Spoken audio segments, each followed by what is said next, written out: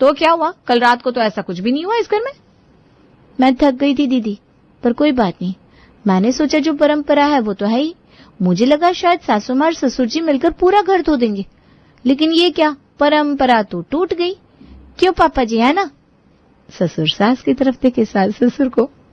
हाँ हाँ, क्यों नहीं, मैं धोने लगी थी पूरा घर। वो तो तुम्हारे पापा जी ने कहा वो धो देंगे, तो मैं सोने चली गई।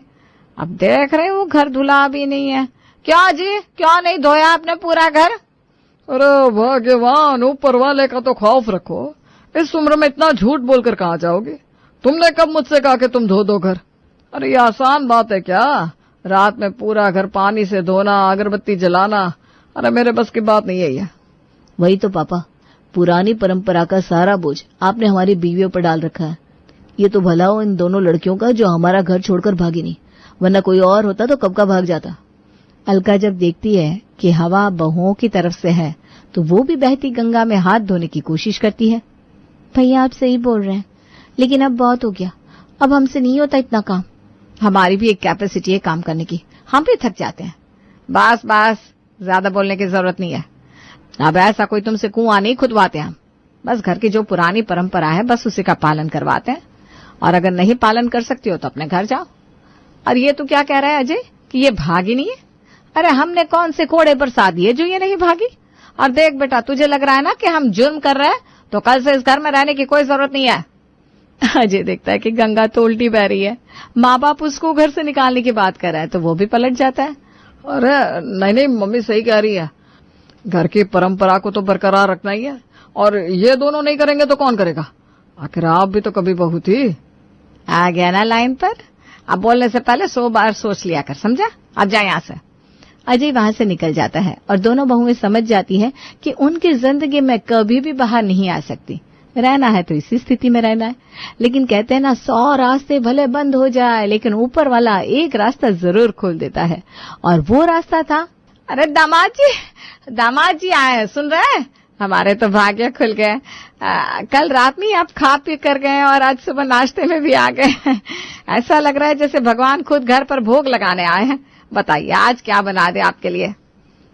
सासू माँ, रात का सर दर्द अभी तक उतरा नहीं है। सबसे पहले एक नींबू पानी, और उसके बाद 1 प्लेट कांदा पोहा और लहसुन की चटनी के साथ बटाटा वड़ा। जरा जल्दी करना। अभी तो सबने आंख खोली ही थी, ऐसे में ही आंख खोलते ही कांदा लहसुन ये तो इस घर की परंपरा कभी थी ही नहीं। कांदा पोहा तो माँ जी ही बहुत अच्छा बनाती है, आज वही बनाएंगी। क्यों, सही कह रही हूँ ना? वह भी सही बात है, माँ जी के हाथ का कुछ भी नहीं खाया मैंने अभी तक। आज तो कांदा पोहा मैं सासू माँ के हाथ का ही खाऊंगा। अरे नहीं नहीं, मैं तो अभी नहाई भी नहीं हूँ, ना ही पूजा की है। पूजा के बिना मैं कुछ नहीं करती। तो फिर मैं चला अपने घर, बोलूंगा आपकी बेटी को कि तुम्हारे घर से भूखे पेट आ रहा हूँ। अरे नहीं नहीं, ऐसा मत करिए। मेरी दोनों बहुएं आपकी अच्छे से अच्छी खातिरदारी करेंगी। आप जो बोलेंगे वही बनाएंगी, बस मुझे माफ करिए। सही कह रही है आपकी सास दामाद जी, हमारे घर की परंपरा नहीं है सुबह सुबह कांदे की चीज खाने की। अब आपकी खातिर हम वो कर भी देंगे, लेकिन हमें मत कहिए, ये काम दोनों बहुएं कर देंगे। पिताजी, परंपरा तो मेरे घर की भी नहीं है सुबह सुबह कांदा लहसुन ये सब खाने की। मुझे माफ करिए, मैं भी नहीं कर पाऊंगी। मुझे तो बनाना ही नहीं आता, और वैसे भी सुबह में मेरा इतना काम फैला है कि अगर कांदा काटने में लगी तो बाकी का काम कौन करेगा। वैसे भी इस घर की परंपरा के अनुसार वो सारे काम बहुत जरूरी है, तो मुझे भी माफ करें। दोनों बहुएं वहां से चली जाती है, लेकिन दामाद वहीं खड़ा रहता है। परंपरा? ये क्या शाहरुख खान की कोई फिल्म चल रही है जहां परंपरा, अनुशासन, प्रतिष्ठा ऐसे शब्दों का उपयोग हो रहा है? ससुर जी, आप लोग घर को घर क्यों नहीं रहने दे रहे?